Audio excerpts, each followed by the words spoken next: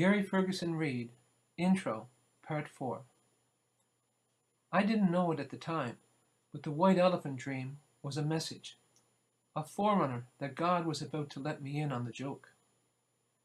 In dream symbolism, white means purity, peace, illumination, wisdom. Elephant means high honors and the enormous potential power of life. Before the birth of the Buddha, his mother had a white elephant dream. She was about to give birth to a person whose name is still synonymous with compassion, peace, wisdom, and enlightenment. God was about to fill me with great potential. It would be mine to make it real in my life experience. I hid my form as best I could and kept begging God for an answer. All the while, I kept falling deeper and deeper into misery and a sense of absolute worthlessness. Then one day, in the deepest of my misery, as I pleaded with God for understanding, the memory of the church incident floated through my mind. I had completely forgotten about it. I was sitting on the edge of my bed with my head in my hands as I relived the memory. I began to connect my humiliating physical predicament and the church incident. I had given my life to God to use as God wished. I wondered out loud, are you trying to tell me, God, there is something about this form you want me to understand? A light went on. Are you trying to tell me there is something right about this physical form? Another light. And that's what you want me to write about? But what could possibly be the point of this worthless physical form? In mid-thought, my mind opened.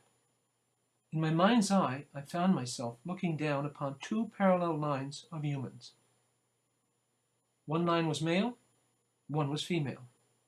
They stood facing each other about 10 feet apart and extended to their horizons in both directions. Then there was motion. As if someone flicked a switch on a carnival ride, the lines began to move. The lines began passing below me and were soon just a blur moving at high speed. This continued for a few moments, giving me the impression the lines must extend all the way around the earth. As I looked down upon the scene, I noticed a change. The space between the two lines was closing. This narrowing of the gap continued until the two lines were almost touching. Then all motion gradually slowed to a stop. There below me was the place where the two lines joined to become one. There at the end point was a human being standing and looking back over the gap as if to enclose it. The two had become one. That human being was male and female in one body, a male with breasts. An idea struck me. I would only have to go through male puberty to be that physical form.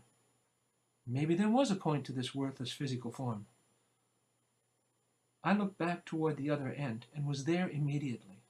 There at the beginning was Adam, standing as if to enclose the gap at the other end. Adam, too, was male and female in one body. I realized that the first Adam and the second Adam were like identical bookends enclosing the history of the human race. At this stage in my life, I was aware of the theory of evolution, and it seemed to make sense. I also believed in God, but had not even begun to try and reconcile the two apparently opposing points of view. And I was aware of the promise by Jesus to return to earth one day. I was aware of speculation about how that would occur, but I'd never given it much thought. I certainly could never have conceived of the idea that now opened to me in the vision. God had told Adam and Eve to be fruitful and multiply. Genesis chapter 1, verse 28. And according to the theory of evolution, that directive would eventually create every outcome that is possible through the union of man and woman. Could it be that God's purpose for be fruitful and multiply was to put Eve back into Adam naturally? And if so, why? What benefit could there be in that? As I looked upon the scene, an idea flashed through my mind. God is evolving God's self. Then my Christian roots kicked in with a conditioned assumption. What a great way for Jesus to return. In that instant, my physical connection to the fully restored form of the second Adam created a problem for me. Either I was the soul that lived as Jesus, returned to earth in a new experience, or I was to announce the possibility that the soul of Jesus would return to earth in a new experience. Either way, the depth of my burden had been brought into balance by the extent of my blessing.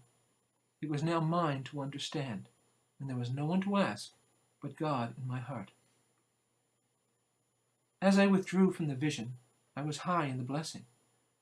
I kept seeing the potential of the idea to highlight the principle of oneness, and allowed myself to be somewhat carried aloft in its glory.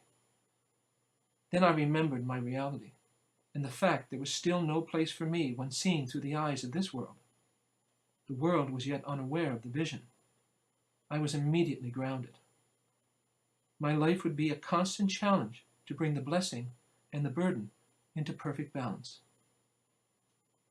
Everything I heard or read after the vision, everything the world brought to my attention, was filtered through the idea that was now part of my conscious awareness. Eventually, I read the words of Jesus presented in Revelation 16:50. Behold, I come as a thief. Blessed is he that watcheth and keepeth his garments, lest he walk naked, and they see his shame.